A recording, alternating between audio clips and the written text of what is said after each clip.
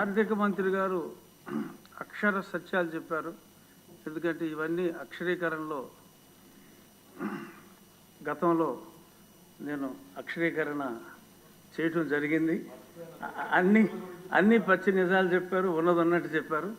ఇప్పుడు గౌరవ ముఖ్యమంత్రి గారు బడ్జెట్ గురించి మాట్లాడతారు.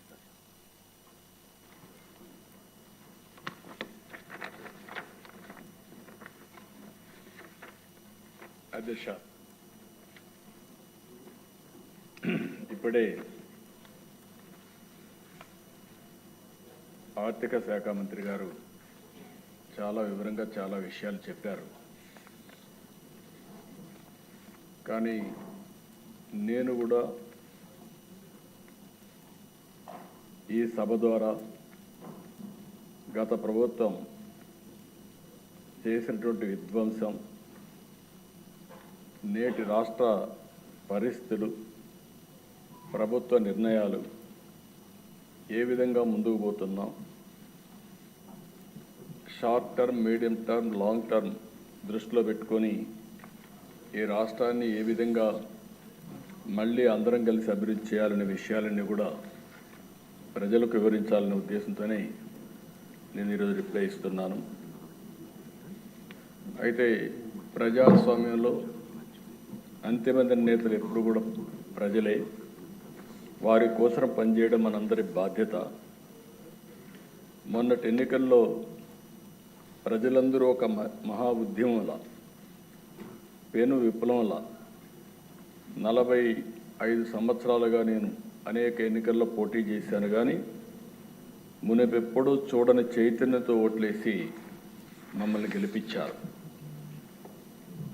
అయితే ఇక్కడ చాలామంది శాసనసభ్యులు ఉన్నారు, 3 పార్టీల నాయకులు కూడా ఉన్నాం. ఆ రోజు నా ఆలోచన ఒకటే, ప్రజలు గెలిస్తే ఈ రాష్ట్రం నిలదొక్కుంటుంది, ప్రజలు గెలవాలంటే ఎన్డీఏని గెలిపించాలని మేము పిలిపించాం. మళ్ళీ మేమందరం కలిసి రాష్ట్ర పునర్నిర్మాణం చేసి మళ్ళీ రాష్ట్రాన్ని అభివృద్ధి చేస్తాను ఒక హామీ ఇస్తే బ్రహ్మాండమైన స్ఫూర్తితో ముందుకు వచ్చారు. ఇక్కడ జనసేన అధినేత పవన్ కళ్యాణ్ గారు ముందుగానే చెప్పారు, ప్రభుత్వ వ్యతిరేక ఓటు చేయడానికి వీలు లేదని చాలా స్పష్టంగా చెప్పి, తెలుగుదేశం అదే మరి మేము కలిసి పోటీ చేస్తామని చెప్పారు. తర్వాత బీజేపీ కూడా మేమందరం కలిసి పోటీ చేస్తేనే ఈ రాష్ట్రాన్ని నిలబెట్టగలుగుతామని ఆలోచించి 3 పార్టీల కూటమి ఏర్పడింది. ఇటు పవన్ కళ్యాణ్ గారు, నేను, అటు ఢిల్లీలో నరేంద్ర మోడీ గారిని చూసిన తర్వాత ప్రజల్లో ఒక విశ్వాసం కలిగింది. అందుకే మీరు చూస్తే 93% స్ట్రైకింగ్ రేట్తో 57% ఓట్ల షేర్తో కూటమి ప్రభుత్వం గెలిచిందంటే ఇది ఒక చరిత్ర అధ్యక్ష. నా జీవితంలో ఎప్పుడూ ఇలాంటి వ్యక్తిని చూడలేదు. ఒక పెను విప్లవంగా వచ్చి ఇవన్నీ చేయడం జరిగింది. అయితే ఇక్కడుండే సభ్యులందరూ కూడా గుర్తుపెట్టుకోవాల్సిన అవసరం ఉంది. ప్రజల మన పైన పెట్టుకున్న నమ్మకానికి ఇది ఒక తార్కాణం. వారి నమ్మకాన్ని 100% మనందరం కలిసి నిలబెట్టవలసిన బాధ్యత ఉంది. నేను ప్రమాణ స్వీకారం చేసిన రోజుటి నుంచి ప్రతిరోజు, ప్రతి గంట దీన్ని గుర్తుపెట్టుకొని మళ్ళీ ఏమేమి చేసి గాడి తప్పిన వ్యవస్థల్ని ఘాట్లో పెట్టాలని ఆలోచిస్తున్నాం.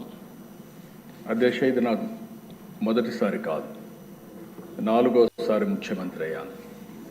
1995లో నేను ఫస్ట్ టైం ముఖ్యమంత్రి అయ్యాను. అంత మునుపు నేను ఆర్థిక శాఖ మంత్రిగా కూడా పనిచేశాను 1 సంవత్సరం.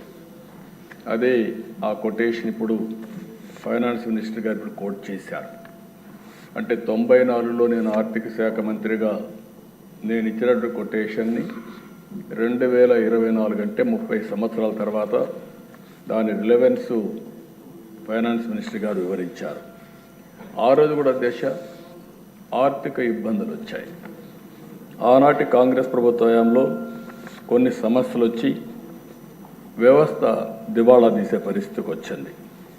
అయితే ఆ రోజు కూడా ఒక సవాలుగా తీసుకున్నాం. పాలనని కొత్త పుంతలు తొక్కించాం, సంస్కరణ తీసుకొచ్చాం, మొహమాటం లేకుండా కఠిన నిర్ణయాలు తీసుకున్నాం, పాలసీలతో కష్టంతో దారికి తెచ్చాం. ఆ రోజు మీరు చూస్తే 1995 పరిపాలన ఒక మోడల్ పరిపాలన, కష్టాల నుంచి బయట తీసుకురావడమే కాకుండా మళ్ళీ ఒక స్ట్రాంగ్ ఫౌండేషన్ వేసి ముందుకు పోగలిగాం. అందుకే మీరు చూస్తే ఈరోజు దేశంలోనే తెలంగాణ రాష్ట్రం నెంబర్ 1 రాష్ట్రంగా ఉందంటే దానికి ఆ రోజు తెలుగుదేశం పార్టీ వేసిన ఫౌండేషనే కారణం అని చెప్పి కూడా నేను మీకు తెలియజేస్తున్నాను. అయితే మళ్ళీ ఒక 10 సంవత్సరాలు మేము అధికారం లేకుండా ఉండే పరిస్థితికి వచ్చాం. 2014 విభజన జరిగిన తీరు మనలందరినీ కూడా చాలా కలత చెందేట్టుగా చేసింది. చాలా ఇబ్బందులు పడ్డాం. నాకైతే ఆ రోజు చాలామంది ఆదాయం అంతా హైదరాబాద్లో వస్తుంది, ఈ రాష్ట్రానికి ఆదాయం లేదు, కనీసం పెన్షన్లు వస్తాయా, లేకుంటే మా జీతాలు సకాలంలో వస్తాయా, అభివృద్ధి ఏమవుతుందని భయపడిన రోజులు. అయితే ఆ దిశ 2014లో మళ్ళీ ఆ రోజు ఎన్డీఏ బీజేపీ తెలుగుదేశం కలిసి పోటీ చేశాం. పవన్ కళ్యాణ్ గారు బయట నుంచి ఆ రోజు సపోర్ట్ చేశారు. అక్కడి నుంచి మళ్ళీ ప్రజల సహకారం తీసుకున్నాం, అనుభవాన్ని అంతా కూడా ఉపయోగించాం, సమర్థవంతమైన నాయకత్వాన్ని ఇచ్చాం. 22.5 మిలియన్ యూనిట్ల కరెంటు కొరతుంటే 3 నెలల్లో కరెంటు కొరత లేకుండా చేసి మళ్ళీ మిగులు కరెంటు సాధించిన పార్టీ తెలుగుదేశం పార్టీ అని కూడా నేను తెలియజేస్తున్నాను. 5 సంవత్సరాలు వినూత్నమైన మార్గాలతో ముందుకు పోయి కరెంటు ఛార్జీలు పెంచకుండా సోలార్ కానీ విండ్ కానీ ఇలాంటి వినూత్నమైన మార్గాలతో కరెంటు ఛార్జీలు తగ్గించడానికి ప్రయత్నం చేశాం. ఆ రోజు నేను ఒక మాట చెప్పాను, భవిష్యత్తులో కరెంటు ఛార్జీలన్నీ సోలార్ వల్ల ఎంతో ప్రయోజనాలు వస్తాయి, ₹1.50 నుంచి ₹2 లోపలనే యూనిట్ వస్తుందని చెప్పాం. అదే చూస్తే అప్పట్లోనే కొన్ని దగ్గర ₹1.99 వచ్చే పరిస్థితికి వచ్చింది. తర్వాత ఇప్పుడు స్టెబిలైజ్ అవుతా ఉంది. అలాంటి వినూత్నమైన కార్యక్రమాలతో ముందుకు పోయాం. ఇంకో పక్కన దిశ రాజధాని లేని పరిస్థితి. మనం అందరం గుర్తుపెట్టుకుంటే ఆ రోజు హైదరాబాద్లో ల్యాండ్ ఉంది కాబట్టి దాన్ని అవకాశంగా తీసుకుని కరెంటు లేకపోతే కరెంటు చేశాం, నీళ్లు లేకపోతే నీళ్లు తీసుకొచ్చాం, నూతనమైన ఆర్థిక వ్యవస్థకు దోహదం చేశాం. అక్కడి నుంచి మీరు చూస్తే తిరుగులేని శక్తిగా తయారు చేసుకున్నాం. ఇక్కడికి వస్తే ల్యాండ్ లేకపోతే ఆ రోజు నేను ఆలోచించి ఇక్కడే నారాయణ గారిని ఆ పని మీదనే పెట్టి ఆ రోజు 33,000 ఎకరాలు 29,000 మంది రైతులు ఒక్క లిటిగేషన్ లేకుండా స్వచ్ఛందంగా ముందుకొచ్చి ల్యాండ్ పూలింగ్లో ₹1 ఖర్చు పెట్టకుండా ఇచ్చారంటే అది నమ్మకం, విశ్వాసం, ఒక నమ్మకంతో ఇచ్చారు. ఆ 33,000 ఎకరాల భూమి గవర్నమెంట్ భూమిని కలుపుకుంటే దగ్గర 55,000 ఎకరాల భూమి వచ్చే పరిస్థితికి వచ్చింది. దాంతో మీరు చూసి ఇలాంటి వినూత్నమైన కార్యక్రమాలు మనం పోలవరం 72% పూర్తి చేశాం. అదే తెలుగుదేశం పార్టీగా నుండింటే పోలవరం ఈ పాటికి 2020-21కే పూర్తి అయి ఉండేది, దాని ఫలితాలు వచ్చేటివి. అంటే ఆ దిశ ఇలాంటి పరిస్థితిలో 5 సంవత్సరాలు ఆ రోజు తీసుకున్న నిర్ణయాల వల్ల 13.5% 13.5% గ్రోత్ రేట్ సాధించి దేశంలో అగ్రస్థానంలో నిలబెట్టిన గవర్నమెంటు తెలుగుదేశం పార్టీ గవర్నమెంట్ అని చెప్పి కూడా నేను మీకు తెలియజేస్తున్నా. పథకాలు, పెట్టుబడులు, పాలసీలు, బెస్ట్ ప్రాక్టీసెస్ ఇవన్నీ కూడా దేశం దృష్టిని ఆకర్షించాం. అంతేకాకుండా అనేక విధాలుగా మళ్ళీ రాష్ట్రాన్ని గట్టెక్కించడమే కాకుండా ఒక నమ్మకాన్ని క్రియేట్ చేశాం. ఆ సమయంలో 2019 ఒక్క ఛాన్స్ అనే మాట చెప్పి, ఒక విధంగా చెప్పాలంటే మనం అన్నీ చేశామని మనం అనుకున్నాం, ప్రజలు కూడా ఇంకా ఏదో చేస్తాడు ఒక ఛాన్స్ అంటున్నాడని చెప్పి అనుకున్నారు. ఓటేస్తే ఏం జరిగిందో ఒక్కసారి మనం చూస్తే ఆ దిశ ఇప్పుడు నేను రివీల్ చేస్తున్నా. ప్రజలు అర్థం చేసుకున్నారు కాబట్టి 93% స్ట్రైక్ రేట్ ఇచ్చారంటే అది ఒక చరిత్ర, వాళ్ళు అర్థం చేసుకున్నారు. కానీ ఇక్కడికి వచ్చి మేము రివ్యూ చేస్తూ ఉంటే నాకు 4 నెలలు 5 నెలలు పట్టింది. ఒక్కొక్క రివ్యూకి పోతా ఉంటే నమ్మలేని నిజాలు బయట వస్తున్నాయి. మనం అనుకున్న దానికంటే ఎక్కువ విధ్వంసం జరిగింది. నేను ఆ రోజు చెప్పాను విధ్వంసం జరిగింది అని చెప్పాను. అంటే లోపల ఏం జరిగిందో నాకు తెలియదు, పేపర్లో వచ్చేటి చదివాం, దాన్ని బట్టి మాకుండే అనుభవంతో ఊహించుకున్నాం. మీరు మాట్లాడినప్పుడు కూడా మీరు కూడా అదే చేశారు, ఇక్కడుండే పార్టీలు కూడా అదే ఆలోచించాం. అందరం కలిసి ఆందోళన తెలియజేశాం. మనమైతే ఎక్కడికక్కడ అడిగాం, వైట్ పేపర్స్ అడిగాం. కడాన అకౌంట్స్ మనకెమ్మంటే మనకిచ్చే పరిస్థితి లేదు. గవర్నమెంట్ జీవోలు, ఆన్లైన్లో ఉండే జీవోలు కూడా పెట్టకుండా చేసే పరిస్థితికి వచ్చారు. కడాన మనకివ్వకపోతే పోయారు, కానీ సిఏజీకి కూడా ఇవ్వలేదు. అంటే దిశ మనం ఆలోచించుకోవాల్సింది, సిఏజీ అనేది ఒక రాజ్యాంగబద్ధమైన సంస్థ. అన్ని రాష్ట్ర ప్రభుత్వాలు, కేంద్ర ప్రభుత్వాలు, పబ్లిక్ సెక్టర్ అందరూ కూడా సిఏజీ ఆడిటింగ్ చేయించాలి. అంటే ఆ సిఏజీ ఆడిటింగ్ కూడా చేయించకుండా ఇష్టానుసారంగా ఏం చేయాలో వీడు చేసి ముందుకు పోయే పరిస్థితికి వచ్చారు. దీనివల్ల జరిగింది మనం ఒకసారి చూస్తే, ఈ రాష్ట్రంలో విభజన వల్ల జరిగిన నష్టానికంటే ఈ 5 సంవత్సరాలు నష్టం ఎక్కువ జరిగింది. విధ్వంసం, అరాచక, అసమర్థ, చీకటి పాలనలో రాష్ట్రం 30 సంవత్సరాలు వెనక్కి పరిస్థితికి వచ్చింది. చాలామంది నన్ను అడిగారు, చాలామంది మాట్లాడినప్పుడు చెప్పారు, మీరు ఈరోజు మాట్లాడుతున్నారు అపోజిషన్లో మీటింగుల్లో 10 లక్షల కోట్ల అప్పు ఉన్నాయి, మీరు ఏ విధంగా చేయగలుగుతారన్నారు. అంటే నేను ఒకటే చెప్పాను, దిశ ఏ విధంగా చేయగలుగుతారని మీరు అంటున్నారు. 40 సంవత్సరాలుగా నేను రాజకీయాల్లో ఉన్నా, అందరికంటే ఎక్కువ సమయం నాకు ముఖ్యమంత్రి ఇచ్చే అవకాశం ఇచ్చారు, ప్రజలు బ్లెస్ చేశారు. ఈరోజు ప్రజలు కష్టాల్లో ఉంటే నేను పారిపోవడానికి సిద్ధంగా లేను. తిరిగి ఈ రాష్ట్రాన్ని పునర్నిర్మాణం చేయడానికి అడుగడుగు పనిచేస్తాం, కష్టపడి పనిచేస్తాం, సాధిస్తామని ఆ రోజు చెప్పారు. రికార్డులో మీరు చూస్తే నాకు అవగాహన లేక కాదు, 1-2 విధ్వంసాలు కాదు, అరాచకాలు, విధ్వంసం, బ్రాండ్ ఏపీ దెబ్బతినడం, మొత్తం దెబ్బతినే పరిస్థితికి వచ్చింది. అధికారం అంటే మేము ఒకటే ఆలోచించాం, ఇది ఒక బాధ్యత. అధికారంలో ఉన్న ప్రతిపక్షంలో ఉన్న ఎప్పుడూ ప్రజాపక్షంలోనే పనిచేశాం, ప్రజల కోసం పనిచేశాం.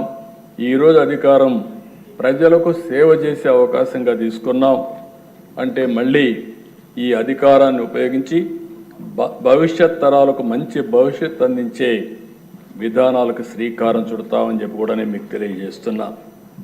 కానీ ఇవన్నీ మనం ఆలోచిస్తే ఈరోజు గత ప్రభుత్వం చేసిన విధ్వంసం, దోపిడీ, వినూత్నమైన రీతిలో దోపిడీ చేశారు. నేను ఎప్పుడు కూడా కలలో కూడా ఊహించలా రాజకీయ నాయకులు ఈ విధంగా దోపిడీ చేసి తప్పించుకోగలుగుతారని నా జీవితంలో ఎప్పుడు ఊహించలేదు. అంత దోపిడీ జరిగే పరిస్థితి వచ్చింది. ఎక్కడ చూసినా ఎవడికి దొరికింది వాళ్ళు దోచుకునే పరిస్థితికి వచ్చారు. ఇంకో పక్క కక్ష సాధింపు, వ్యవస్థలన్నీ ఒక తప్పుడు పని చేయాలంటే వ్యవస్థలుంటే ఇమ్మీడియట్గా బయట వచ్చేస్తాయి. కాబట్టి వ్యవస్థనే నాశనం చేస్తే మనం అందులో ఏం చేసినా మనకేమీ తెలియదనే ఉద్దేశంతో అన్ని వ్యవస్థలు నాశనం చేశారు. ప్రజాధనాన్ని దుబారా చేసే పరిస్థితికి వచ్చారు. వ్యవస్థల దిశ మొత్తం నిర్వీర్యం అయిపోయినాయి. మామూలు 1-2 వ్యవస్థలు కాదు, అన్ని వ్యవస్థలు నిర్వీర్యమైపోయే పరిస్థితి వచ్చింది.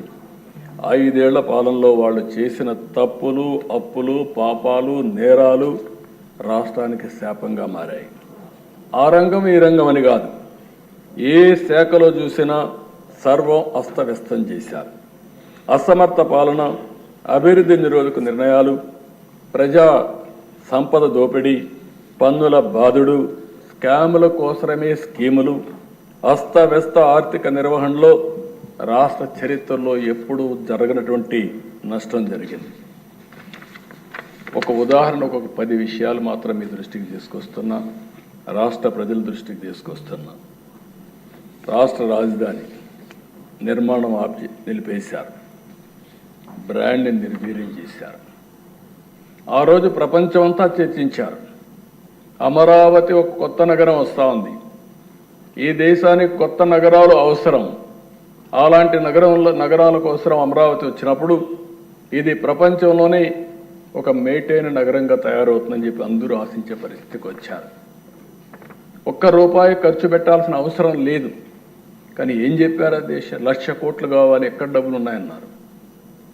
నేను ఆ రోజు కూడా చెప్పాను, ఈ ప్రాజెక్టు డబ్బుల కంటే కూడా సెల్ఫ్ ఫైనాన్సింగ్ ప్రాజెక్ట్ ఇది. అక్కడ 10,000 ఎకరాలు దగ్గర భూమి ఉంది, అది అమ్ముకుంటే ఫేజ్డ్ మేనర్లో ఈ రాజధాని కట్టుకోవచ్చు చెప్పే పరిస్థితికి వచ్చాం. వినకుండా చేసే పరిస్థితికి వచ్చారు. జీవనాడి పోలవరాన్ని ఎన్నోసార్లు చెప్పాను, ఆంధ్రప్రదేశ్ జీవనాడి పోలవరం పూర్తి చేసుకుని నదుల అనుసంధానం చేయగలిగితే ఈ రాష్ట్రానికి కరువు అనే పరిస్థితి రాదు. ఇది మనం చేయాల్సిన బాధ్యత ఉంది. విభజన జరిగింది, పోలవరాన్ని నేషనల్ ప్రాజెక్టుగా పెట్టారు, పూర్తిగా కేంద్రం పూర్తి చేస్తామని హామీ ఇచ్చారు. అలాంటప్పుడు దీన్ని చేసుకోవాలని చెప్తే కడాన డయాఫామ్ వాల్ పోలవరంలో 50 లక్షల క్యూసిక్స్ ఆఫ్ వాటర్ పీక్ సీజన్లో డిశ్చార్జ్ అవుతుంది. 50 లక్షల క్యూసిక్స్ ఆఫ్ వాటర్. దేశంలో ఏ ప్రాజెక్టుకి ఇంత నీళ్ళు, ఇంత వరద వచ్చే సమస్య లేదు. అలాంటి ప్రాజెక్టులో ఏజెన్సీని మార్చి, అదే మరిగా ఆఫీసర్లను మార్చి, వర్షాలు వస్తే గాలి వదిలిపెట్టారు. దాంతో వర్షాలు వచ్చాయి, మొత్తం డయాఫామ్ వాళ్ళు కొట్టుకోబోతే 2 సంవత్సరాలు పట్టించుకోలేదు. ఎప్పుడు పోయిందో తెలియదు వీళ్ళకు. తర్వాత సెంట్రల్ గవర్నమెంటు దానిపైన ఐఐటి హైదరాబాద్ వేస్తే వాళ్ళు చాలా స్పష్టమైన రిపోర్ట్ ఇస్తే దానికి కూడా వితండవాదం మొదలుపెట్టే పరిస్థితికి వచ్చారు. ఇంకొక పక్కన ప్రభుత్వ టెర్రరిజంతో ఉపాధి ఉద్యోగ అవకాశాలు పూర్తిగా గండిపడ్డాయి. ఈ రాష్ట్రంలో ఉండే పరిశ్రమలు వేరే రాష్ట్రానికి పారిపోయే పరిస్థితికి వచ్చారు.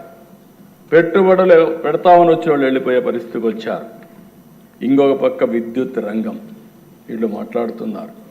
1,29,000 కోట్ల రూపాయల నష్టం వచ్చే పరిస్థితి వచ్చింది. ఒక్క ఉదాహరణ, సోలార్ విండ్. ఆ రోజు ఎక్కడికక్కడ అగ్రిమెంట్స్ ఉన్నాయి.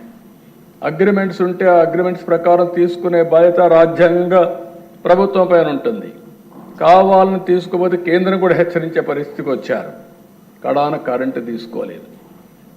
వాళ్ళు ఆ సోలార్ విండ్ ద్వారా వచ్చిన కరెంటు వీళ్ళకి ఇవ్వలేకపోయారు. కడాన కోర్టు మొట్టికాయలేసి వాళ్ళకి ఇవ్వాలంటే 9,000 కోట్ల రూపాయలు ఇచ్చారు. అంటే కరెంటు వాడుకోకుండా 9,000 కోట్ల రూపాయలు వాళ్ళకు బకాయిలు కట్టి, ఏదైతే క్యాపిటల్ పైన క్యాపెక్స్ పైన ఎప్పుడు డబ్బులు ఇవ్వాల్సిన అవసరం ఉంటుంది, ఇచ్చే పరిస్థితికి వచ్చారు. దానిపైన ₹7.25 ₹7.5 పెట్టి బయట ఓపెన్ మార్కెట్లో కరెంటు కొన్నారు. ఒక వ్యక్తి దుర్మార్గమైన ఆలోచనతో, ఇలాంటి తప్పుడు నిర్ణయాలతో రాష్ట్రంలో ఎలక్ట్రిసిటీ డిపార్ట్మెంట్ని, మొత్తం అతి ముఖ్యమైన రంగాన్ని 1,29,000 కోట్ల రూపాయలు అవినీతిలోకి, నష్టాల్లోకి తోచేసే పరిస్థితికి వచ్చారు.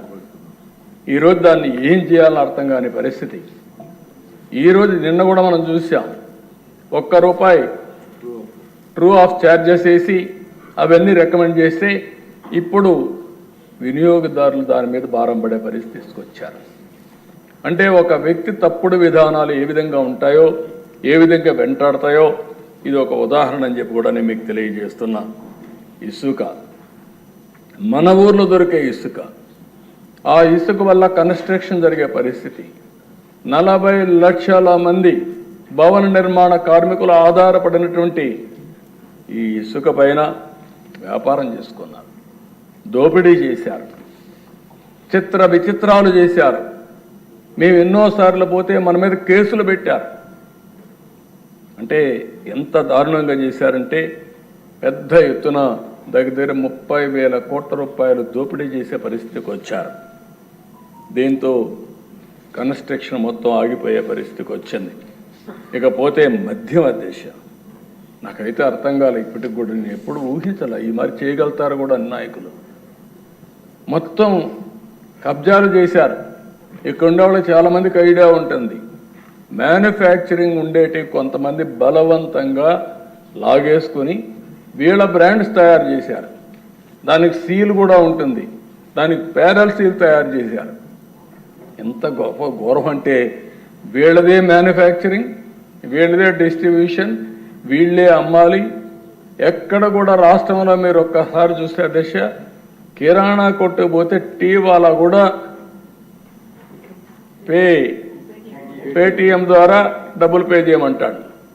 నువ్వు డబ్బులు ఇస్తాను, నీ డబ్బులు నాకు వద్దు, నువ్వు నీ ఫోన్లో నుంచి నాకు పే చేయి, నాకు మనుషులు లేరు లెక్కేసుకోవడానికి అంటాడు. అలాంటిది మద్యం షాప్లో ఎక్కడ కూడా ఆన్లైన్ కలెక్షన్స్ లేవు. ఏంటి అధ్యక్ష ఇది?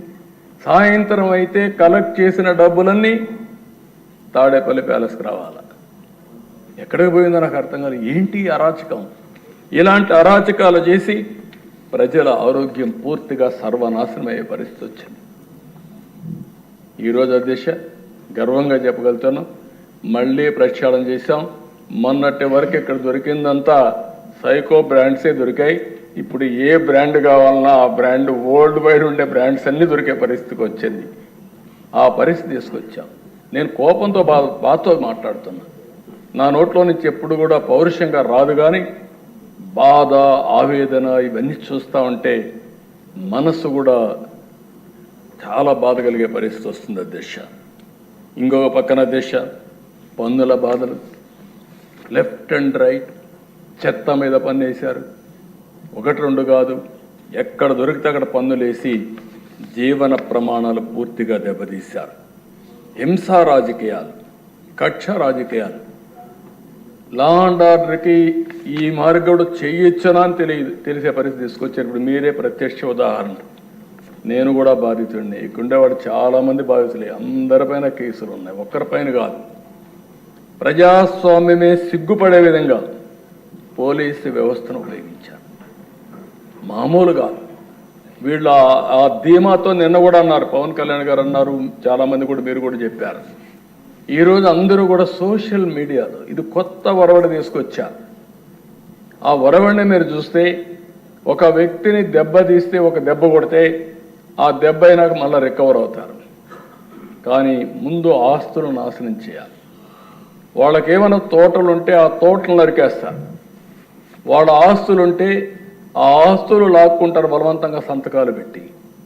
వాళ్ళ భూములుంటే కబ్జా చేస్తారు, 22A కింద మార్చేస్తారు. మళ్ళీ వీళ్ళకి వచ్చేస్తే 22A చేసి మళ్ళీ ఇది చేస్తారు. 1-2 అరాచకాలు కాదు, ఇవి ఊహించడానికే మన ఊహకు అందనటువంటి అరాచకాలు చేసే పరిస్థితికి వచ్చారు. ఇంకొక పక్క దేశ కడాని చూస్తే మామూలు జనాలు. కడాను నాకు ఇప్పటికి కూడా జ్ఞాపకం ఉంది. ఆ సుధాకర్ ఒక డాక్టర్, కరోనా సమయంలో ఆయన అడిగింది ఏమడిగాడు? మాస్క్ ఇవ్వండి, మేము క్షేమంగా ఉంటాం, ధైర్యంగా ఆపరేషన్ చేస్తాం, ధైర్యంగా కరోనా పేషెంట్లకు ట్రీట్మెంట్ ఇస్తామంటే నీకు అడిగే హక్కు ఇచ్చాడని అహంభావంతో అతన్ని వేధించి వేధించి పిచ్చివాణ్ణి చేశారు.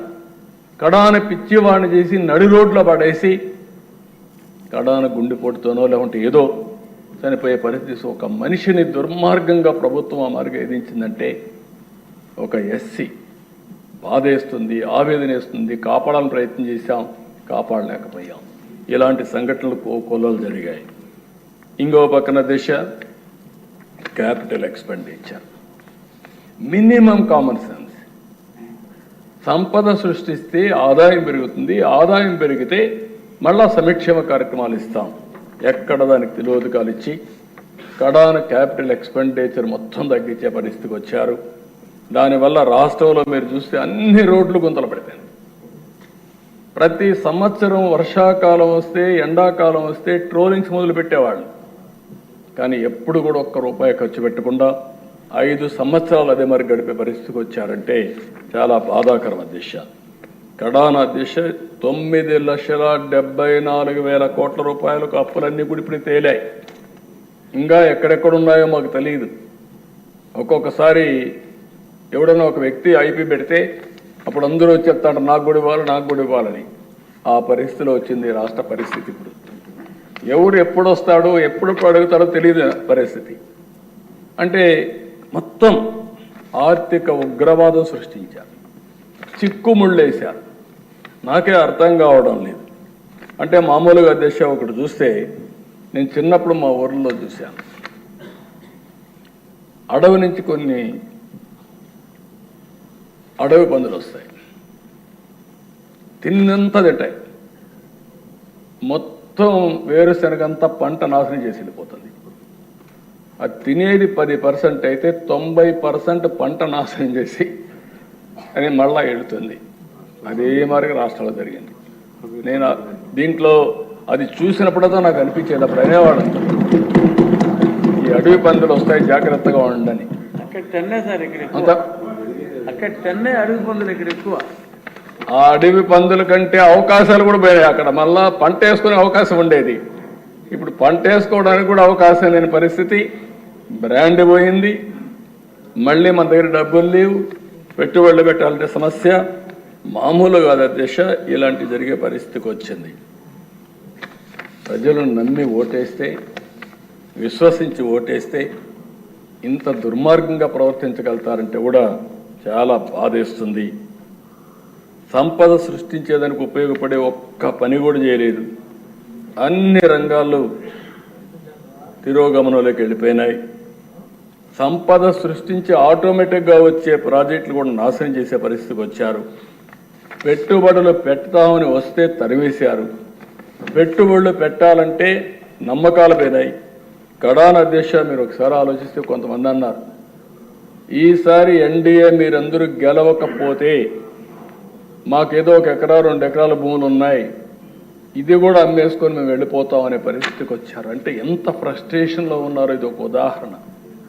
నేను ఒకటే చెప్పాను, మీరు వెళ్తారయ్యా కానీ ఈ రాష్ట్రం ఏమవుతుందని అడిగితే కాదు అని చెప్పి అందుకే మీరు చూస్తే అధ్యక్ష ప్రపంచంలో ఉండే తెలుగు వారంతా ఈ రాష్ట్రంలో పుట్టి ఎక్కడున్నా సరే మాకెవరికి చెప్పలేం.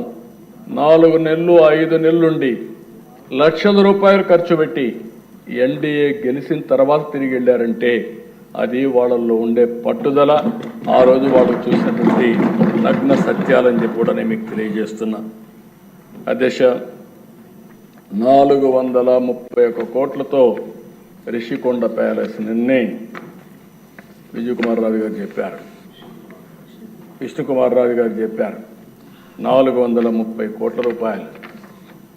నాకే కళ్ళు తిరుగుతున్న ఆ బిల్డింగ్ చూస్తే ఒక నాయకుడి మారి చేయగలుగుతామా? ప్రభుత్వ ధనంతో ఎన్ని చేయగలుగుతామా?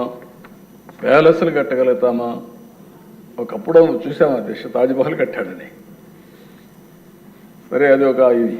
కానీ అధ్యక్ష ఆ పక్కన ఏమాత్రం కూడా సిగ్గు ఎగ్గు లేకుండా ఫ్యామిలీ మెంబర్స్కి అందరూ కూడా ప్యాలెస్లు కట్టారు, ఫ్యామిలీ మెంబర్స్కి ఆఫీసులు కట్టారు.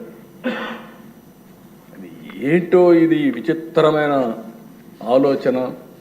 అదే మరి అక్కడ చూసి 7 బ్లాక్స్ కట్టారు. మొత్తం పర్యావరణాన్ని పూర్తిగా విధ్వంసం చేశారు.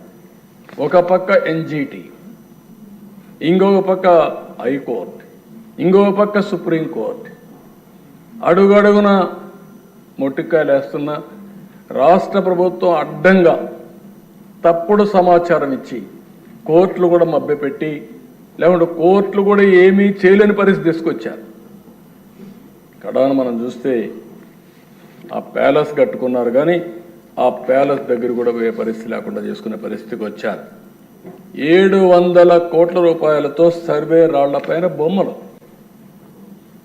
దానికి మాకు మళ్ళా ఒక 30 కోట్లు పడింది అవన్నీ తీయాలంటే. అదే మాదిరిగా దిశ ఎక్కడ చూసినా వీళ్ళ ఇష్ట ప్రకారం రంగులేశారు. కోర్టు ఆదేశాలతో మళ్ళా వందల వేల కోట్ల రూపాయలు ఖర్చు పెట్టి ఆ రంగులని తీయడానికి ఖర్చు అయ్యే పరిస్థితి వచ్చింది.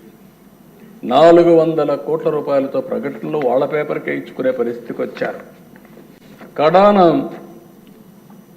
వాలంటీర్స్ కూడా సాక్షి పేపర్ ఇవ్వాలని చెప్పి సాక్షి పేపర్ ఇప్పించే పరిస్థితికి వచ్చారు. ఎంత అధికార దుర్వినియోగం చేయాలని అన్నీ చేశారు. కడాన ఒక 500 కోట్ల రూపాయలు ఖర్చు పెట్టుంటే ఈ గుంతలన్నీ పూడ్చే పరిస్థితి వచ్చేది. దానికి మనసు రాల, దీనికి మాత్రం డబ్బులన్నీ తగిలేసే పరిస్థితికి వచ్చారు. కడాన దిశ సోషల్ మీడియా సైకోను తయారు చేశారు. డబ్బులు డిజిటల్ కార్పొరేషన్లో పే చేస్తారు, ఆర్మీని తయారు చేస్తారు. ఆ ఆర్మీని తయారు చేస్తే కడాన నా మీద నీ మీద అందరి మీద పెట్టారు, కానీ కడాన కన్న తల్లి పైన కూడా పోస్టర్స్ పెట్టే పరిస్థితికి వచ్చారు. అధ్యక్ష పోస్ట్ చేసే పరిస్థితికి వచ్చారు. ఆయన శీలాన్ని కూడా శంకించే విధంగా ఏమనాలి, మనుషుల జంతువులని అడుగుతున్నా. మళ్ళా సిగ్గు లేకుండా మాట్లాడుతున్నారు.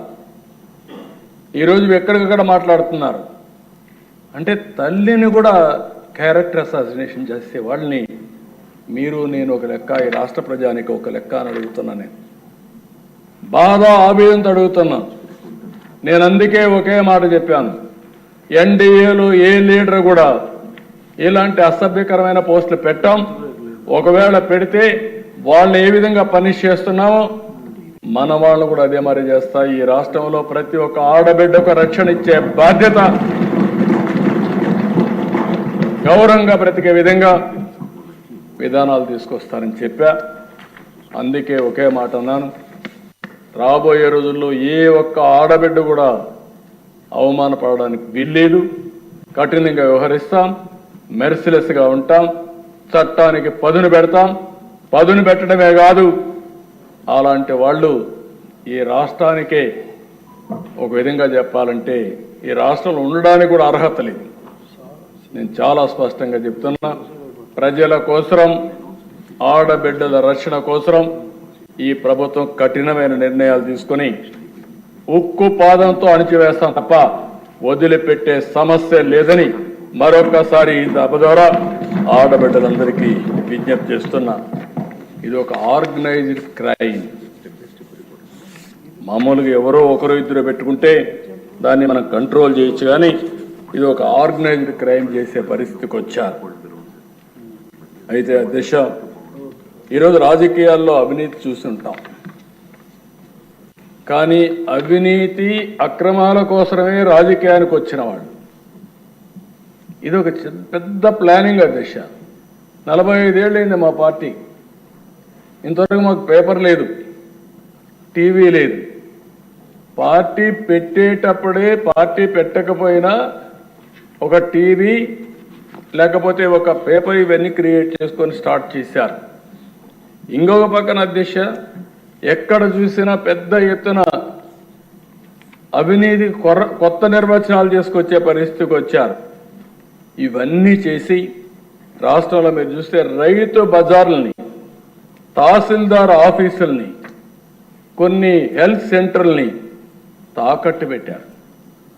ఇంకో పక్క మద్యం నిషేధిస్తామని చెప్పి 5 ఏళ్ళలో చేసేస్తున్నామని చెప్పి మద్యం పైన వచ్చే ఆదాయాన్ని 25 సంవత్సరాలు తాకట్టు పెట్టి దాంట్లో డబ్బులు తీసుకొచ్చే పరిస్థితికి వచ్చారు. 25,000 కోట్లు తీసుకొచ్చే పరిస్థితికి వచ్చారు.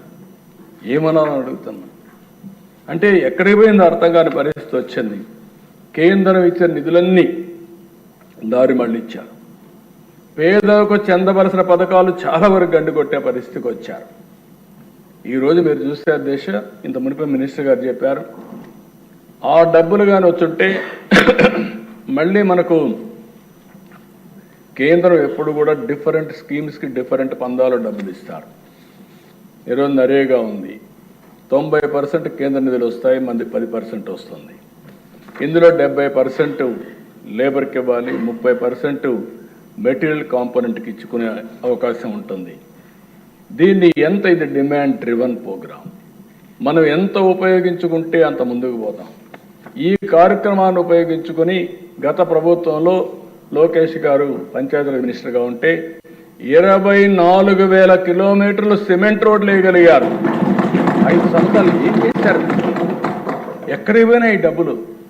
ఏమైపోయినాయి ఈ డబ్బులు అడుగుతున్నాను సమాధానం చెప్పి. ఇప్పుడు అదే పవన్ కళ్యాణ్ గారు వచ్చిన తర్వాత 4,500 కోట్ల రూపాయలతో 30,000 పనులు సంక్రాంతికి పూర్తి చేస్తామని చెప్పే పరిస్థితికి వచ్చారంటే అది నాటికి నేటికి వ్యత్యాసం అని చెప్పి కూడా నేను మీకు తెలియజేస్తున్నా. ఇంకో పక్కన దిశ జల్ జీవన్ మిషన్ ఒక ఉదాత్తమైన కార్యక్రమం. ఇది కేంద్ర ప్రభుత్వం కార్యక్రమం తీసుకున్నారు. ప్రతి ఒక్క ఇంటికి కొళ్ళాయి ద్వారా నీళ్లు ఇవ్వాలి, ట్యాప్ ద్వారా నీళ్లు ఇవ్వాలి. దీనికి 45% కేంద్రం ఇస్తుంది, 45% రాష్ట్రం పెట్టుకోవాలి, 10% బెనిఫిషరీ పే చేయాలి. దీనివల్ల ఎక్కడైతే సస్టైనబుల్ సోర్స్ ద్వారా ఎక్కడైతే నీళ్లుంటాయో ఎప్పటికీ అలాంటి రిజర్వాయర్స్ నుంచి తీసుకోవాలని చెప్పి పెట్టారు. ఇది కానీ వచ్చుంటే నీటి సమస్య పరిష్కారం అయ్యేది, కంటామినేషన్ ఉండేది కాదు. ఈస్ట్ గోదావరి వెస్ట్ గోదావరి ఉంది, చేపల చెరువులు వచ్చాయి, నీళ్లు తాగడానికే అవకాశం లేని పరిస్థితి వచ్చింది. అలాంటప్పుడు గోదావరి నీళ్లు తీసుకొచ్చి ఇంటింటికి ఇచ్చుంటే ఈ సమస్య పూర్తిగా పరిష్కారం అయ్యేది. అలాంటిది యూపీ చూస్తే, ఉత్తరప్రదేశ్ చూస్తే 1,00,000 కోట్ల రూపాయలు వాళ్ళు ఖర్చు పెట్టి ఈ కార్యక్రమాన్ని పూర్తి చేసుకునే పరిస్థితికి వచ్చారు. మనం ఎక్కడా చేయకుండా వదిలిపెట్టి వచ్చిన డబ్బులు కూడా దుర్వినియోగం చేసి డైవర్షన్ చేస్తే మళ్ళా దానికి కూడా డబ్బులు ఇచ్చి యూటిలైజేషన్ సర్టిఫికెట్స్ ఇచ్చి ఇప్పుడు మళ్ళా రీస్ట్రక్చరింగ్ ముందుకు పోయే పరిస్థితికి వచ్చాం. బోర్లో ఉండే వాటర్ తీసుకొని జల్ జీవన్ మిషన్ కింద ఫుల్ఫిల్ చేసే పరిస్థితికి వచ్చారు. బోర్ ఎండిపోతే నీళ్ళు ఎక్కడి నుంచి వస్తాయని అడుగుతున్నా, ఆబ్జెక్టివ్ ఏంటని అడుగుతున్నా. అంటే నీ ఇష్టం వచ్చినట్టు చేసి ఏం చేసినా జరిగిపోతుంది, ఎవరు అడగలేరు అనే దుర్మార్గమైన ఆలోచనతో ముందుకు పోయే పరిస్థితికి వచ్చారు. ప్రయోగాలతో విద్యా వ్యవస్థను సర్వనాశనం చేశారు. ఒక జీవో తీసుకొచ్చారు, 4 కిలోమీటర్లు ఇది పెట్టి 1, 2, 3 పెట్టి ఇవన్నీ డివైడ్ చేసి కడాన డ్రాప్ అవుట్స్ విపరీతంగా పెరిగే పరిస్థితికి వచ్చింది. మాట్లాడితే ఇంగ్లీష్ మీడియం, ఏదో ఆయన ఒక్కడి వల్లనే ఆనాటి ప్రభుత్వం వల్లనే ఇంగ్లీష్ మీడియం పుట్టినట్టు, ఇంగ్లీష్ ఈ దేశంలో నేర్చుకున్నట్టు, అంతవరకు ఎవరికి ఇంగ్లీషే రానట్టు విపరీతంగా మాట్లాడే పరిస్థితికి వచ్చారు. ఎవరన్నా మాట్లాడితే వాళ్ళని పేదవాళ్ళకు వ్యతిరేకంగా చిత్రీకరించే పరిస్థితికి వచ్చారు. ఇంగ్లీష్ మీడియం అనేది నువ్వు నేను చెప్పేది కాదు. బ్రిటిష్ వాళ్ళు పోతూ 100 సార్లు చెప్పాను, పోతూ ఇంగ్లీష్ వదిలిపెట్టిపోయారు. కోహినూర్ డైమండ్ కూడా తీసుకెళ్లారు వాళ్ళు, కానీ ఇంగ్లీష్ మనం తీసుకుపోలేకపోయారు. అప్పటికి అందరూ నేర్చేసుకున్నారు. అయితే ఇంగ్లీషు మనకు మ్యాథమెటిక్స్లో స్ట్రాంగ్ కాబట్టి ఈరోజు ఐటీ ద్వారా ప్రపంచాన్ని శాసించగలుగుతున్నామంటే అది భారతీయుల శక్తి, తెలుగు వాడి శక్తి అని చెప్పి కూడా నేను మీకు తెలియజేస్తున్నా. చిన్న చూపుతో వైద్య శాఖని, నిర్లక్ష్యంతో ఇరిగేషన్ని, వ్యవసాయ రంగాల్ని, ఒక రంగం ఇంకొక రంగం అని కాదు అన్ని రంగాల్ని సర్వనాశనం చేశారు. కడాన మీరు చూస్తే అధ్యక్ష మాట్లాడితే ఎక్కడ అప్పు ఉంది 10 కోట్లు, మేమేదో తప్పు చెప్పామని మాట్లాడుతున్నారు. మంత్రి గారు చాలా స్పష్టంగా చెప్పారు. నేను ఇప్పుడే చెప్తున్నా, మీరు చూస్తే అధ్యక్ష గవర్నమెంట్ డెట్ 4,38,728 కోట్లు, పబ్లిక్ అకౌంట్ లయబిలిటీస్ అంటే ఉద్యోగస్తుల డబ్బులు కూడా మొత్తం వీళ్ళు తీసుకొని వాడేసే పరిస్థితికి వచ్చారు, 80,914 కోట్లు. కార్పొరేషన్స్ డెట్ 2,48,677 కోట్లు. సివిల్ సప్లైస్లో అప్పు 36,000 కోట్లు. డ్యూ టు పవర్ సెక్టర్లో వాళ్ళకి ఇవ్వాల్సింది 34,267 కోట్లు. Outstanding dues to vendor స్కీమ్స్కి ఇప్పుడు బకాయిల దిశ మొత్తం కాంట్రాక్టర్ అందరికీ 1,13,244 కోట్లు. అదే మరి ఉద్యోగస్తులకు ఇవ్వాల్సింది ఇమీడియట్గా 21,980 కోట్లు. Non contribution of sinking fund కింద 1,191. ఇవన్నీ కలిపితే 9,74,556 కోట్లు ఇప్పుడుక తేలిన అప్పుడు ఇంకా తవ్వితే ఎంత వస్తుందో నాకు తెలియదు. నేను ముందే చెప్పా, ఓసారి దివాలా తీసామంటే అందరూ వస్తారు, మాది కూడా ఉందని. కానీ అది చెప్పడం లేదు కాబట్టి గుమ్మడంగా ఏం చేయాలో చేసే పరిస్థితికి వచ్చాం. ఇది కాదని ఎవరన్నా అంటే రండి, లెక్కలు చూపిస్తా. ఆ లెక్కలు చూసిన తర్వాత గుంజీలు పెట్టిస్తా. ఆశ అనుకోవద్దండి, ప్రజా జీవితాన్ని దుర్వినియోగం చేయొద్దండి. పిల్ల చేస్తూ వద్దు. లెక్కలు లెక్కలే. ఈ లెక్కల్ని ఎవ్వరు ఏమీ చేయలేరు. గవర్నమెంట్ దగ్గర మీరు అకౌంట్ దాచిపెట్టారు. ఈరోజు మేము ఏది కూడా దాపరికం లేదు. అందుకే అన్ని జీవోల్ని ఆన్లైన్లో పెట్టి, అది కూడా కేబినెట్ నిర్ణయం చేసి అన్ని జీవోల్ని మేమిచ్చిన జీవోలే కాకుండా గడచిన ప్రభుత్వంలో దాచిపెట్టిన చీకటి జీవోలను కూడా ఈరోజు మేము అప్డేట్ చేసే పరిస్థితికి వచ్చాం. అవి కూడా ఆన్లైన్లో పెట్టాం. అధ్యక్ష, దీనివల్ల ఏం జరిగిందని మీరు చూస్తే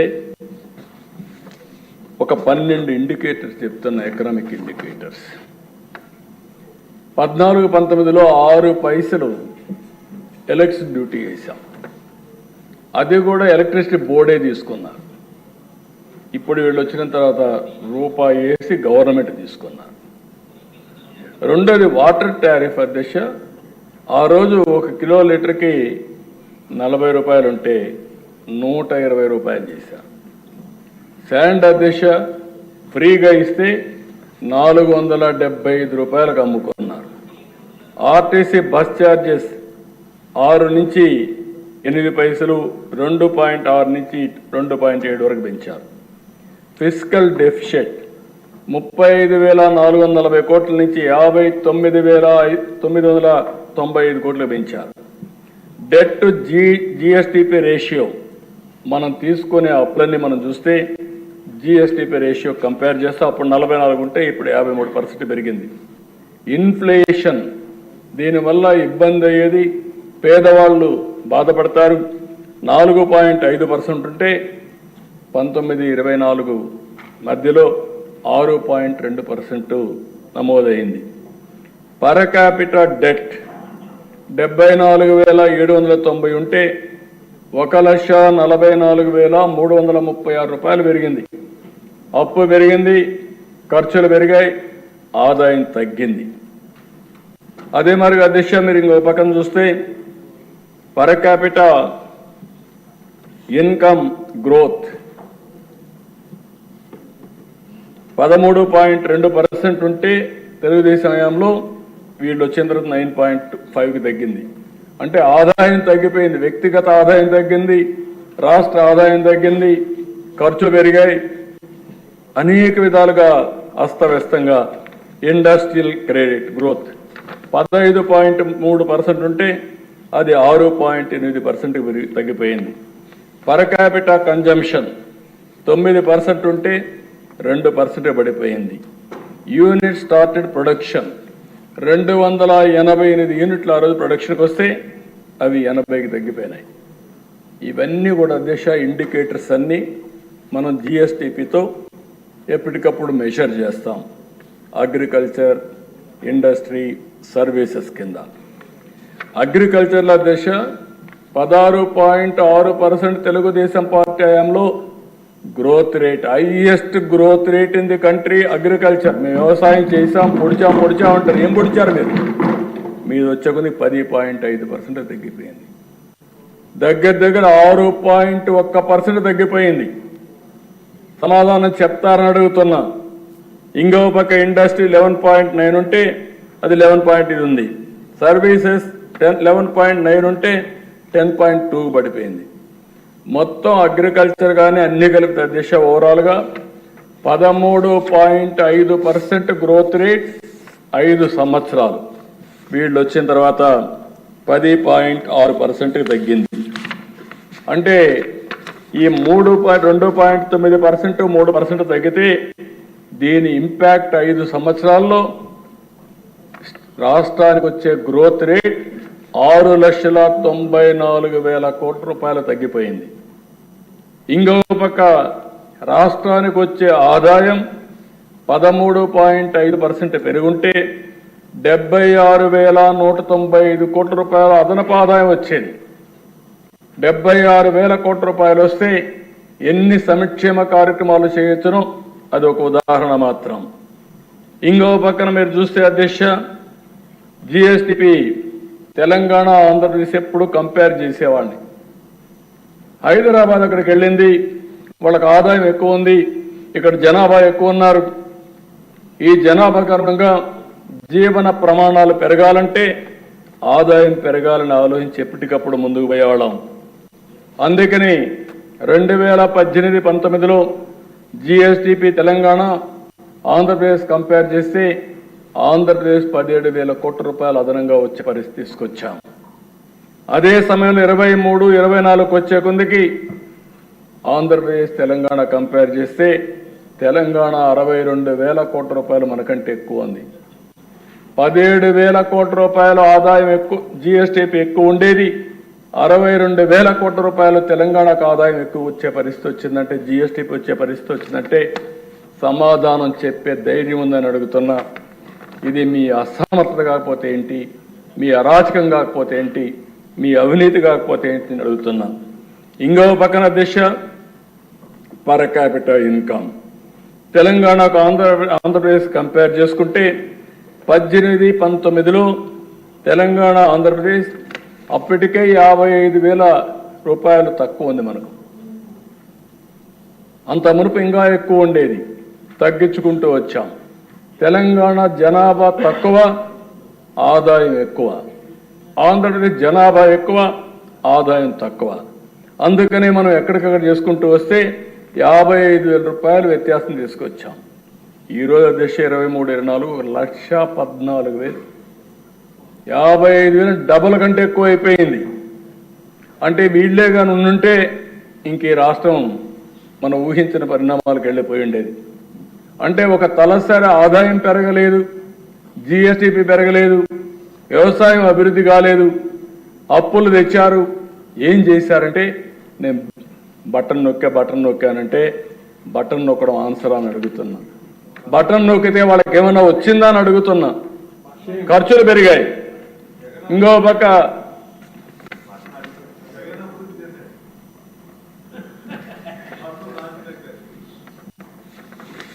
ఇవన్నీ అధ్యక్ష ఏమైనాయి? ప్రైవేట్ ఇన్వెస్ట్మెంట్లు ఎక్కడా రాలేదు రాష్ట్రంలో. మొత్తం ఇండస్ట్రీస్ అంతా రాష్ట్రం నుంచి బయట వెళ్ళిపోయే పరిస్థితికి వచ్చారు. ఇక్కడ ఉండేవాళ్ళు కూడా పేట్రియాటిక్ ఫీలింగ్తో అమర్ రాజా బ్యాటరీస్ తిరుపతిలో పెట్టారు. ఇది నా జిల్లా, నేను పెట్టాలి, ఇక్కడ ఉద్యోగాలు ఇవ్వాలని. అలాంటి వ్యక్తి ఇక్కడి నుంచి పోయి వేరే రాష్ట్రాలను చూసుకునే పరిస్థితికి వచ్చారంటే అది మీ దుర్మార్గం కాకపోతే ఏంటని అడుగుతున్నా. ఇంకో పక్కన దిశ అమరావతి, పోలవరం, ఎనర్జీ సెక్టర్ అన్ని విధ్వంసం అయిపోయినాయి. ఇంకో పక్కన మీరు చూస్తే ఇన్వెస్టర్స్లో కాన్ఫిడెన్స్ పోయింది. ఆంధ్రప్రదేశ్ అంటే అపనమ్మకం వచ్చింది. ఇక్కడికి వస్తే మనకు భవిష్యత్తు ఉండదని ఆలోచనకు వచ్చే పరిస్థితికి వచ్చారు. ఇన్ఫ్రాస్ట్రక్చర్ ఒక్క ప్రాజెక్ట్ రాలేదు 5 సంవత్సరాలు. ఉండే రోడ్లని గోతులు దువ్వే పరిస్థితికి వచ్చారు. లిటిగేషన్ అధ్యక్ష ఇప్పుడే మాట్లాడుతూ మంత్రి గారు చెప్పారు, 25,000 కేసులు వేశారు.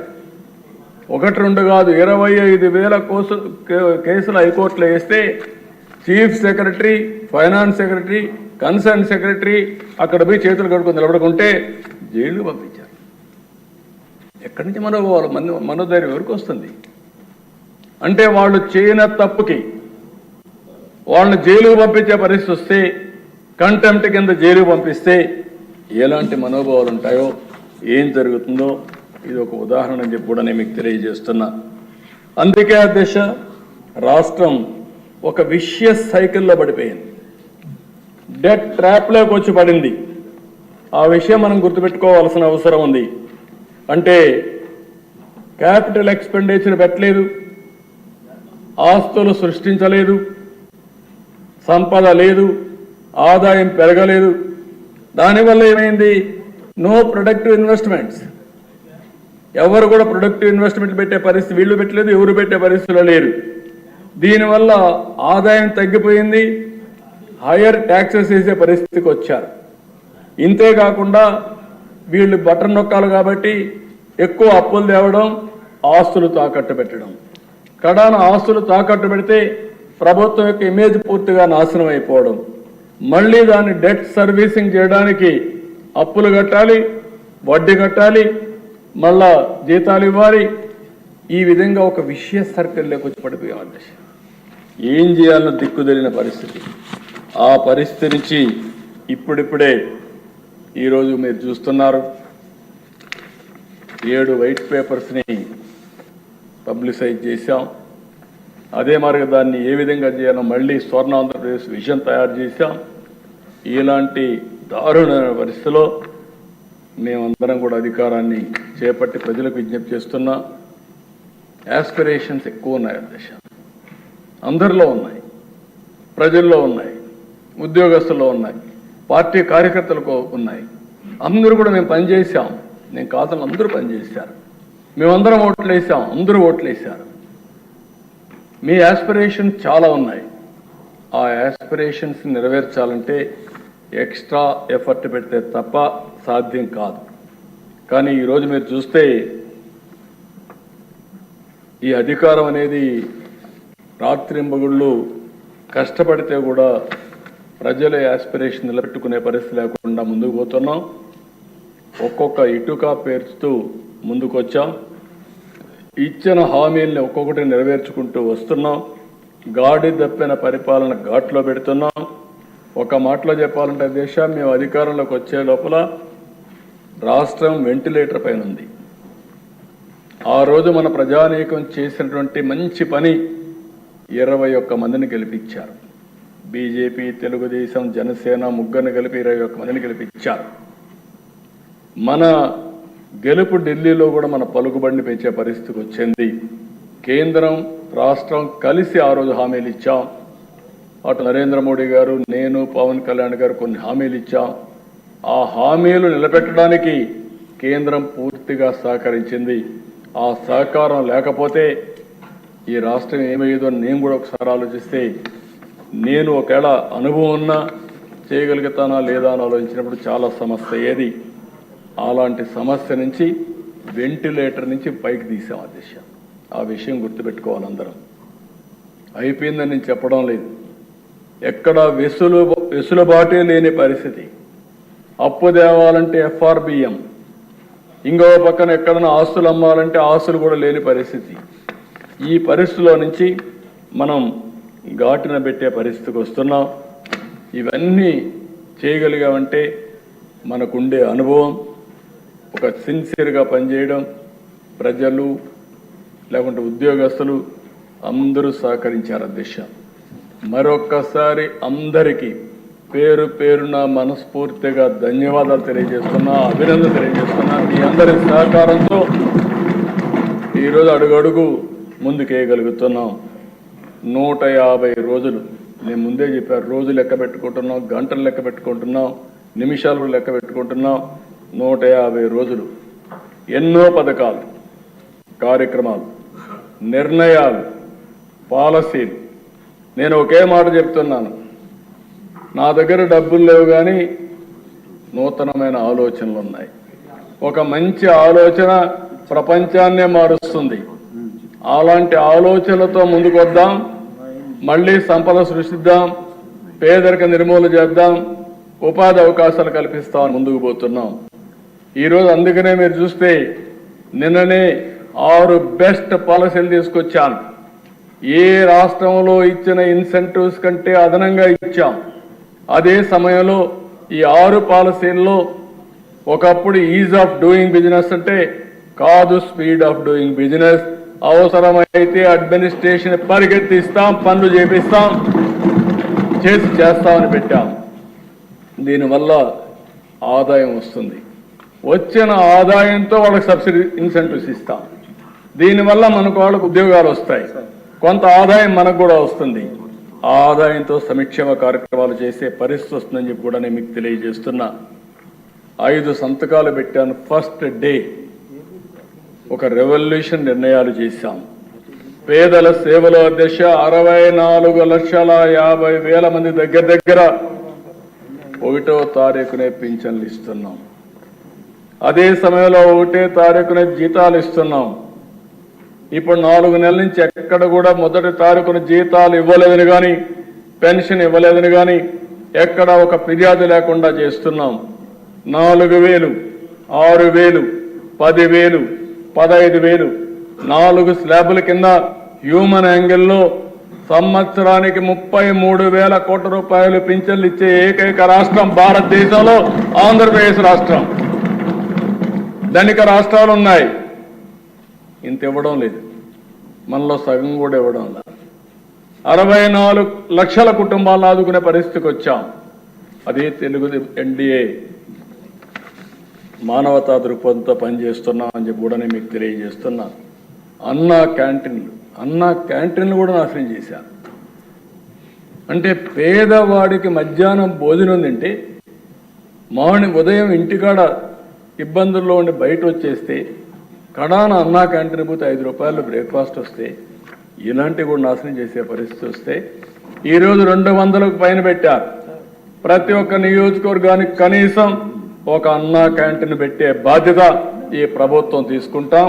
పేదవాళ్ళకు అన్నం పెట్టే కార్యక్రమానికి ఎక్కడ కూడా అంతరాయం ఉండదని చెప్పి కూడా నేను మీకు తెలియజేస్తున్నా. ఇంకో పక్కన అధ్యక్ష కొత్త మద్యం పాలసీ ఇక్కడ కూడా చాలా స్పష్టంగా చెప్తున్నా. ఇసుక పాలసీ తీసుకొచ్చాం. అందరినీ కూడా విజ్ఞప్తి చేస్తున్నా, మీ నియోజకవర్గాల్లో మీరు ఈ పాలసీల్ని సమర్థవంతంగా అమలయ్యే బాధ్యత శాసనసభ్యులు కూడా తీసుకోవాల్సిన అవసరం ఉంది. వైఎస్ఆర్ కాంగ్రెస్ పార్టీ అయితే దీన్ని కూడా సెపటైజ్ చేయాలని చూస్తారు, ఎన్ని విధాల అడ్డంకులు క్రియేట్ చేయాలని చూస్తారు. కానీ ఇక్కడ మాత్రం నో టాలరెన్స్. ఆ విషయంలో చాలా స్పష్టంగా ఈ ప్రభుత్వం ఉన్నాం.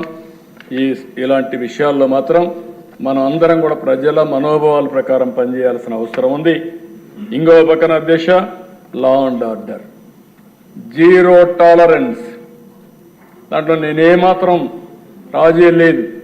ఎవరైనా సరే ఈ రాష్ట్రంలో లా అండ్ ఆర్డర్ సమస్యలు క్రియేట్ చేయాలంటే రాజకీయ ముసుగులో నేరస్తులు వచ్చి నేరాలు ఘోరాలు చేయాలంటే ముందు రాజకీయ ముసుగు తీస్తాం, నేరస్తులను నేరస్తులుగానే ట్రీట్ చేస్తాం తప్ప వాళ్ళ పెద్ద మనుషులుగా కాదని చెప్పి కూడా నేను మీకు తెలియజేస్తున్నా. ప్రజలకు సెక్యూరిటీ ఇవ్వాల్సిన బాధ్యత మాది.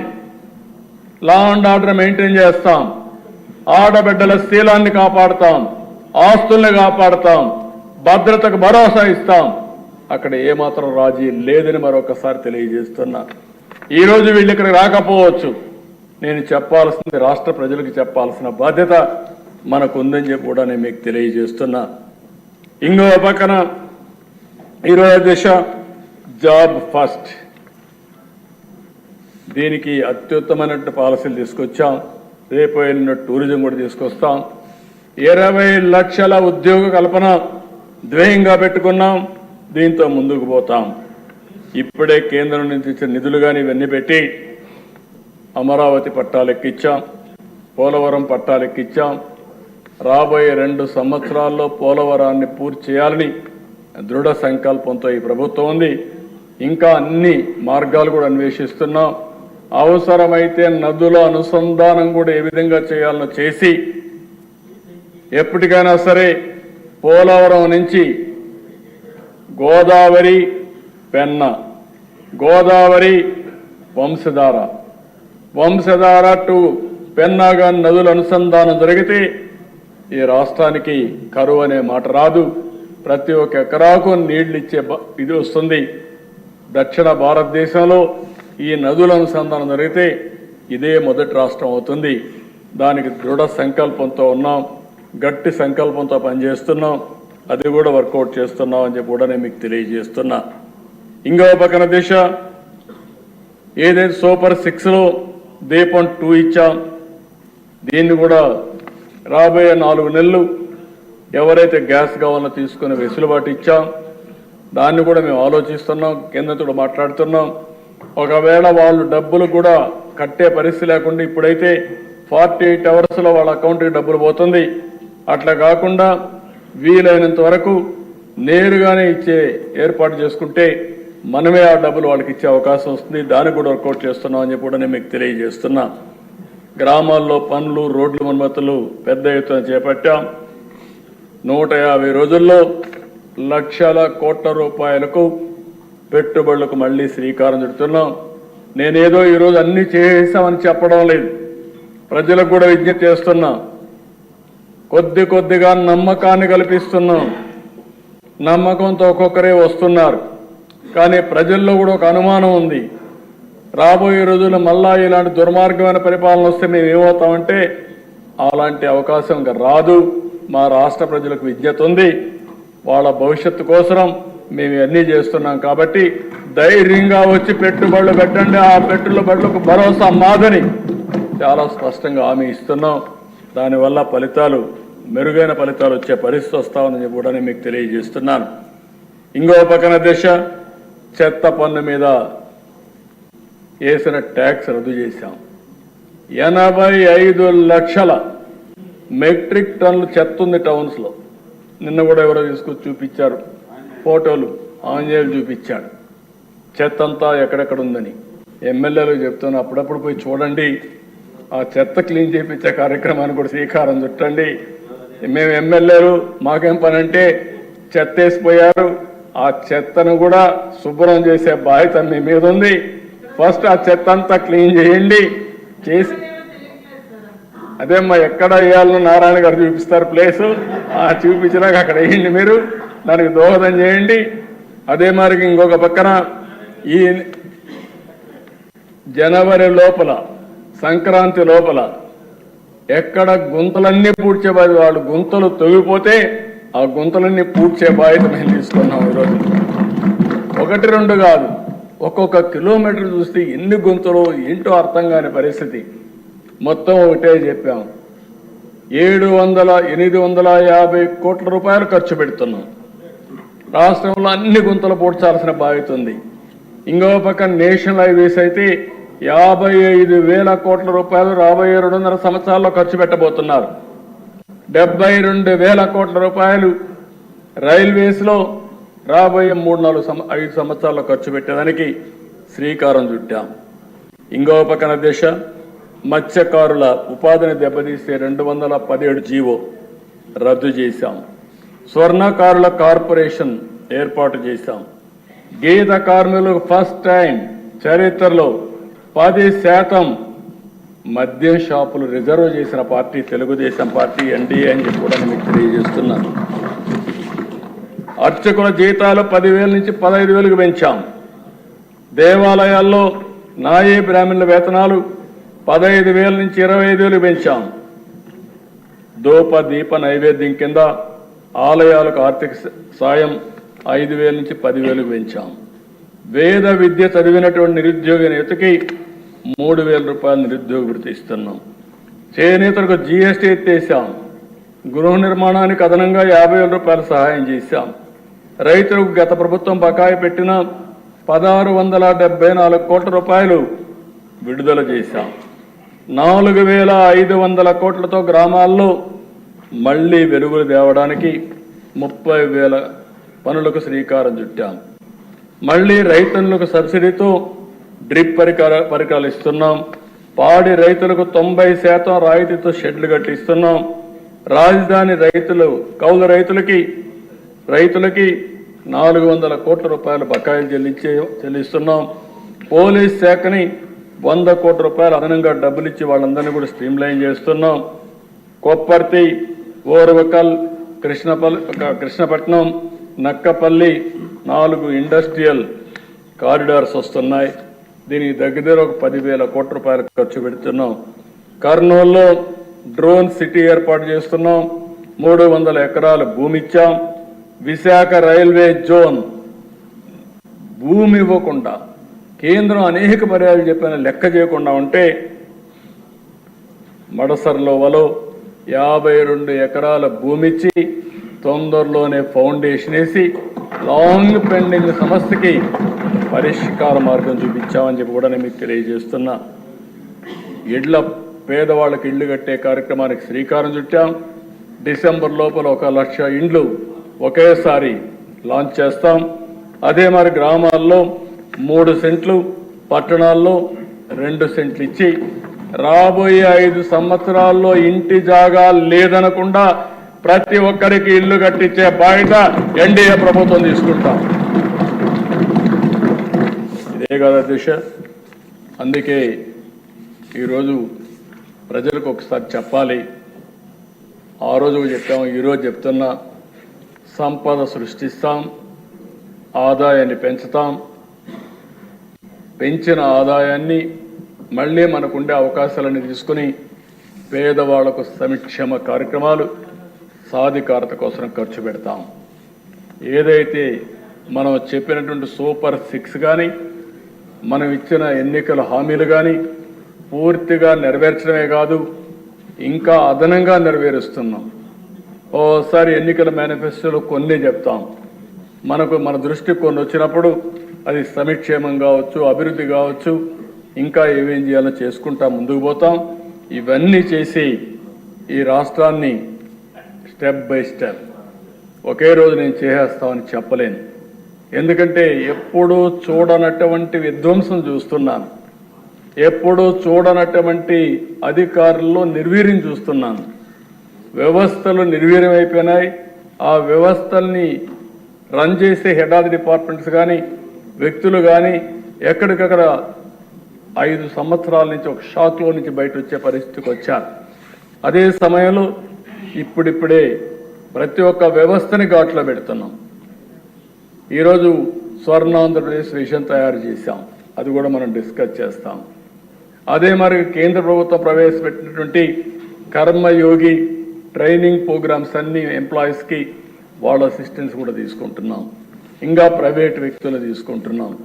ఎంత తొందరగా చేయగలుగుతామో అంత తొందరగా చేయడానికి అనేక చర్యలు తీసుకుని మళ్ళీ అన్ని రాష్ట్రాలతో సమానంగా ముందుకు పోవాలంటే, వీలైతే దీర్ఘకాలంలో ఇంకా ముందుకు పోవాలంటే ఏమేం చేయాలో అవన్నీ చేస్తామని చెప్పి తెలియజేసుకుంటూ, అందులో ఇది మొదటి మెట్టు, ప్రారంభం మాత్రమే ఇది.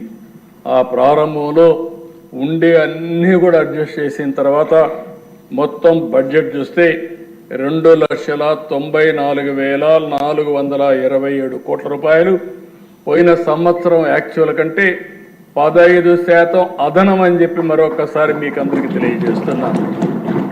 రెవెన్యూ వ్యయం 2,35,916 కోట్లు, మూలధన వ్యయం 32,712 కోట్లు, రెవెన్యూ లోటు 34,743 కోట్లు, ద్రవ్య లోటు 68,742 కోట్లు. ఉండే ఇబ్బందుల్లో one of the best budget ఇది. నేను 15 సార్లు బడ్జెట్ చూశాను, మనమే పెట్టాం. 15 సార్లు పెట్టినప్పుడు ఇలాంటి క్లిష్ట పరిస్థితులు, ఇలాంటి ఇబ్బందికరమైన పరిస్థితులు one of the best budget తీసుకురాగలిగాం. దీనికి కారణం కేంద్రం పూర్తిగా సహకరించడం. నేను ఈ సభ ద్వారా నరేంద్ర మోడీ గారిని, కేంద్ర ప్రభుత్వాన్ని, అక్కడ ఉండే ఫైనాన్స్ మినిస్టర్ గారిని అందరినీ కూడా మనస్ఫూర్తిగా అభినందిస్తున్నాను. ఒక్కొక్కసారి 2 ప్రభుత్వాలు కలిస్తే ఏమేం చేయగలుగుతామో ఇది ఒక ఎగ్జాంపుల్ అని చెప్పి కూడా నేను మీకు తెలియజేసుకుంటూ, ఈ ప్రభుత్వం కమిటెడ్గా ఉన్నాం. రాష్ట్ర ప్రయోజనాలకు ఎక్కడా విఘాతం కలగకుండా ఎంత వీలైతే అంత తొందరగా ఏమేం చేయగలుగుతామో అవన్నీ చేయడానికి పట్టుదలతో ముందుకు పోతున్నాం. అందులో తొలి మెట్టు ఈ బడ్జెట్. ఇవన్నీ కూడా ప్రజలు కూడా రాబోయే రోజుల్లో ఇవన్నింటిపైన చర్చ చేయాల్సిన అవసరం ఉంది, అవగాహన పెంచుకోవాల్సిన అవసరం ఉంది. ఒక ప్రభుత్వం వల్ల, మంచి ప్రభుత్వం వల్ల వాళ్ళ జీవితాలు ఏ విధంగా మారతాయి, అదే ఒక దుర్మార్గమైన పరిపాలన వస్తే వాళ్ళ జీవితాలు ఏ విధంగా నాశనం అవుతాయి, ఒక మంచి ప్రభుత్వం వల్ల వాళ్ళ అవకాశాలు ఏ విధంగా మెరుగవుతాయి, ఒక చెడు ప్రభుత్వం వల్ల వాళ్ళ అవకాశాలు ఏ విధంగా కోల్పోతారనే విషయాలు కూడా ప్రజలు గుర్తుపెట్టుకోవాల్సిన అవసరం ఉంది, అధ్యయనం చేయాల్సిన అవసరం ఉంది, చైతన్యవంతులు కావాల్సిన అవసరం ఉంది. అది కూడా చేయమని చెప్పి కోరుకుంటూ, మరొక్కసారి ఈ అవకాశాన్ని ఇచ్చిన ప్రజలందరికీ మనస్ఫూర్తిగా ధన్యవాదాలు తెలియజేసుకుంటూ, ఇక్కడ మెంబర్స్ అందరూ కూడా పూర్తిగా సహకరించారు. ప్రత్యేకంగా నిండుగా కూర్చున్నారు, మీరు బాగా హుందాగా ఉన్నారు. కుర్చీ కూడా కళకళలాడుతూ ఉంది, నవ్వులతో సభ కూడా జరుగుతూ ఉంది. ఒక ఆహ్లాదకరమైన వాతావరణం వచ్చింది. ఇదే వాతావరణం ఎప్పుడూ ఇక్కడ బాధపడుతూనో భయపడుతూనో పనిచేయక్కర్లేదు. ఫ్రీగా స్వేచ్ఛగా పనిచేయడానికి అందరికి అవకాశం ఉంటుంది. పని చేసుకునే వాళ్ళకి అవకాశం ఉంటుంది. పని దొంగలను మాత్రం భరతం పడతానే ఉంటాం. అక్కడ రాజీ లేదని చెప్పి మీకు తెలియజేసుకుంటూ ఈ అవకాశాన్ని ఇచ్చిన మీకు మనస్ఫూర్తిగా నమస్కారాలు, ధన్యవాదాలు. Thank you. ధన్యవాదాలు.